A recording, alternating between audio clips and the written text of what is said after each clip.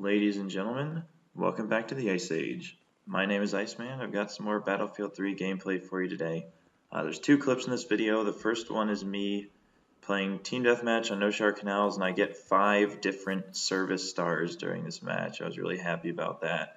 The second clip is going to be me playing a pretty good game of Rush on Operation Metro. And the video is not about the games that you're watching here.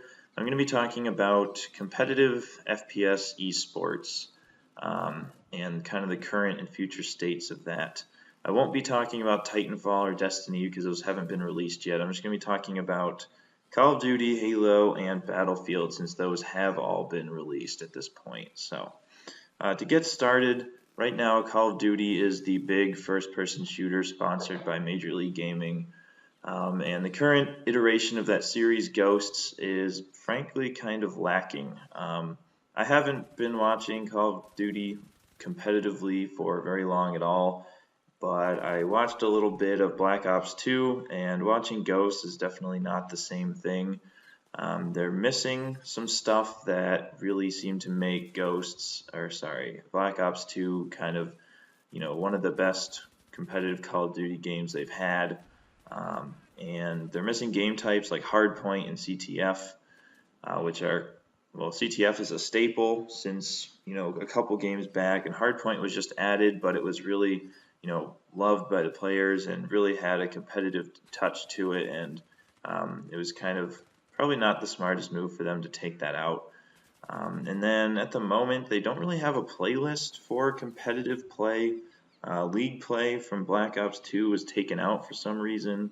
And that was really where people went when they wanted to have, a competitive playlist, competitive matches, and, scrim against other teams and stuff like that. And that's gone. And for the moment, they're still, hashing out the first set of rules and everything. And the first tournament, I think, is coming up this weekend. Correct me if I'm wrong, but everybody's kind of anxious to see where that's going to go. Just because all the teams have been scrimming really hard for it and, preparing like crazy, despite the fact that some things are still being worked out. So it'll be interesting to see what the final decision is on perks and kill streaks and guns and all that good stuff. So moved on to the second clip in the video.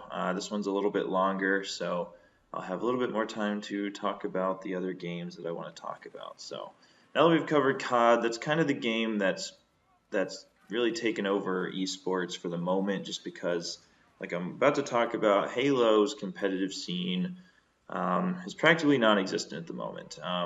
With the big flop from Arena Gaming League and all that stuff, there's really no sort of Halo competitive scene at the moment, but it sounds like former Halo pro Gandhi, in conjunction with UGC, which is a gaming tournament and arena hosting league, are going to be producing a Halo 3 tournament actually coming up soon, but the details of that are still getting worked out. Sounds like it's going to be at Battlefield Knoxville in Tennessee, and the dates are still being worked out, but it should be sometime early 2014.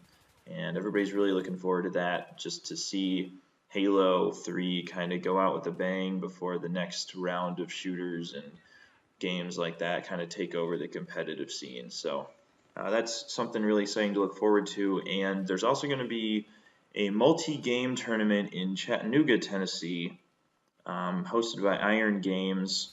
And it's a multi-game tournament, so there's League of Legends, Halo 3, Halo 4, possibly Ghosts, and some other PC games, and that's going to be from December 6th to December 8th. So that's kind of another place for Halo to have a competitive mode. Really looking forward to that as well, just because I've been a Halo fan since kind of the beginning, and it kind of sucked that the competitive scene died out for Halo 4, and everybody's kind of switching over to COD, including all the Halo pros and everything, and I'd really like to see, people get back into Halo, play it competitively, just because that was always, my favorite game to watch and, even to play and everything, and it was just so much fun. So hopefully they get that figured out. Hopefully there's some tournaments and people actually go to them and don't back out and everything like they did before. So I guess we'll see what happens with that. And now to talk about Battlefield. This is kind of the reason I picked a Battlefield video for this topic. And there hasn't really ever been the same type of competitive scene at Battlefield as there has been for the other big FPS games. And it's not that there hasn't been any competition or competitive scene or anything. It's just that it's a totally different nature, just because Battlefield is such a different game from Call of Duty or Halo, and that might change in the future, which is why I'm talking about it. It sounds like with the new additions in Battlefield 4, Battlefield actually could become a big player in the competitive FPS scene. And again, not talking about any other games that haven't been released yet, because I'm sure Titanfall is going to be huge. I think Destiny, if the competitive multiplayer piece of that does well, that's going to be huge as well. So just talking about Battlefield 4, and the things that make me think that it's going to be pretty popular are kind of things that DICE has actually said about it, in that they specifically implemented the Diffuse game mode as a competitive game mode. It's very similar to game types like Search and Destroy in Call of Duty and its predecessor from Counter-Strike. So Battlefield's getting in on the one life, trying to detonate a bomb style of game, and it actually looks like a lot of fun. I'm sure if you guys have played it, please let me know how it is. Leave a comment or something. And the other big addition that they made, which I think is really critical to having a good first-person shooter competitive game, is spectator mode / caster mode, whatever you want to call it. Basically a mode that casters can use to fly around the map, check out different viewpoints of different players.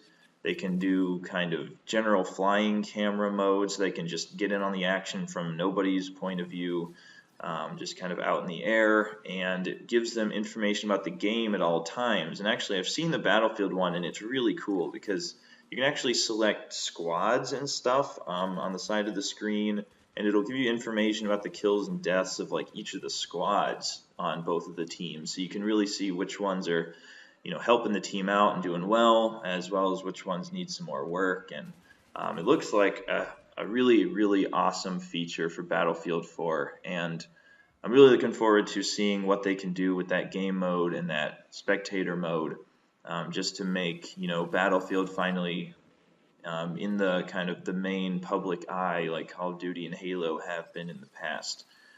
So to kind of add on to that, MLG has already sort of announced that they're going to be picking up Battlefield in some senses. I don't know if they mean it as big as they have Call of Duty and as they had Halo, but I've seen already that MLG Game Battles has already picked up Battlefield 4. So there will be some sort of like online tournaments and things like that supporting Battlefield, sponsored by Major League Gaming, and I'm really happy to see that. It's a really big step forward for Battlefield, since competitive is the direction they want to go.